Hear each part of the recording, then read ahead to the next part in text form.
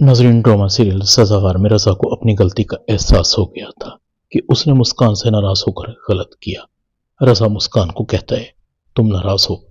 مسکان کہتی ہے لڑکیوں کو ناراض ہونے کا حق کہاں ملتا ہے؟ یہ حق تو صرف لڑکوں کے پاس ہوتا ہے، جب چاہے بنا سوچے سمجھے لڑکیوں کو قصوروار ٹھہرا دیتے ہیں، یہاں تک کہ رشتہ ختم کرنے کی دھمکی بھی دے دیتے ہیں۔ یہ بھی نہیں دیکھتے کہ سامنے والا کتنی تکلیف میں ہوگا۔ بہت روئی تھی میں۔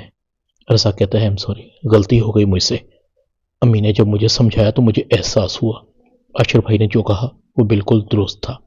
مسکان کہتی اچھا، اگر آنٹی آپ کو نہ سمجھاتی تو آپ مجھ سے ایسے ہی ناراض رہتے۔ ویسے تم نے مجھے بہت تکلیف پہنچائی ہے، ڈر لگنے لگا ہے مجھے اب تم سے، پتہ نہیں کب تم مجھ سے اپنا تعلق ختم کر دو گے۔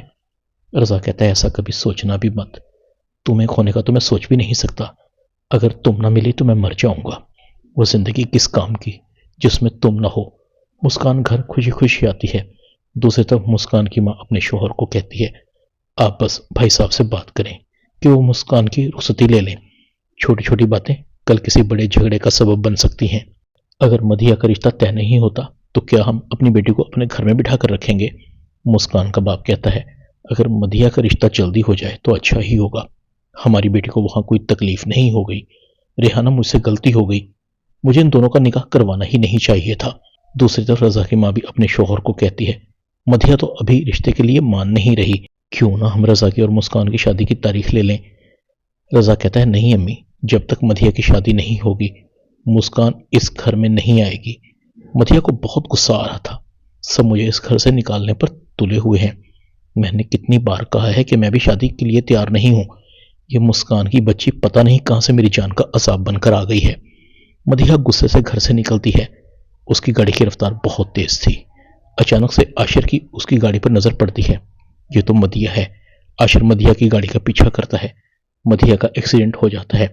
عاشر مدیحہ کو ہاسپٹل لے کر جاتا ہے، جہاں عاشر مدیحہ کا پورا خیال رکھتا ہے۔ مدیحہ کو عاشر کا اس طرح خیال رکھنا بہت اچھا لگتا ہے۔ مدیحہ عاشر کی گاڑی میں ہی واپس آتی ہے۔ مدیحہ دل ہی دل میں سوچ رہی تھی میں نے عاشر کو کبھی اس نظر سے کیوں نہیں دیکھا؟ میں یہی تو چاہتی تھی کہ میرا ہونے والا شوہر میرا آئیڈیل ہو، جو میرا ہر طرح سے خیال رکھے۔ عاشر سے اچھا لڑکا تو مجھے کبھی ملے گا بھی نہیں، مگر یہ میری طرف دیکھ کیوں نہیں رہا؟ خیر، دیکھیں گے تو اس کے بڑے بھی۔ مدیحہ جان بوجھ کر سونے کا بہانہ کر کے عاشر کا سہارا لے لیتی ہے۔ مجھے کیا پتا تھا کہ میرا ایکسیڈنٹ میرے لیے سہانا سپنا بن جائے گا۔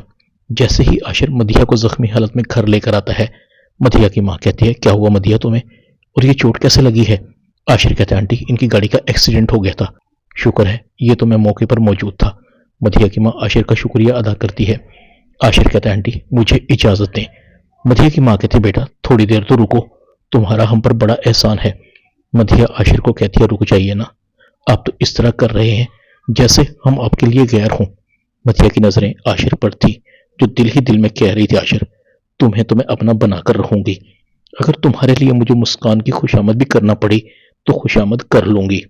عاشر جیسے ہی گھر آتا ہے مسکان کو کہتا ہے آج مجھے تمہاری نند ملی تھی، وہ بھی زخمی حالت میں، اس کی گاڑی کا ایکسیڈنٹ ہو گیا تھا۔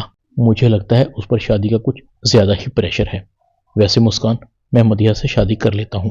مسکان کہتی ہے آپ اتنے اچھے کب سے ہو گئے؟ عاشر کہتا ہے تمہارے لیے یہ قربانی تو دینی ہی ہوگی، آخر تمہارے سر سے مدیحہ نام کا عذاب بھی تو ٹالنا ہے۔ دوسری طرف مدیحہ بھی سوچ رہی تھی کیسے میں عاشر سے مل سکتی ہوں، ایسا کیا کروں کہ عاشر سے میرا ملنا جلنا شروع ہو جائے۔ مدیحہ کو ایک دم خیال آتا ہے مجھے ٹیوشن کی ضرورت ہے، اگر عاشر مجھے گھر آ کر پڑھانے لگ جائے تو مجھے عاشر سے ملنے کا موقع مل سکتا ہے۔ بے شک آج عاشر کے دل میں میرے لیے جذبات نہ ہوں، مگر مجھ سے ملنے کے بعد وہ مجھ سے محبت کرنے لگے گا۔ مسکان اب رضا سے صلح کے بعد بہت خوش تھی۔ ڈرامہ سزاوار میں اتنا ہی، چینل کو سبسکرائب کر دیں، شکریہ۔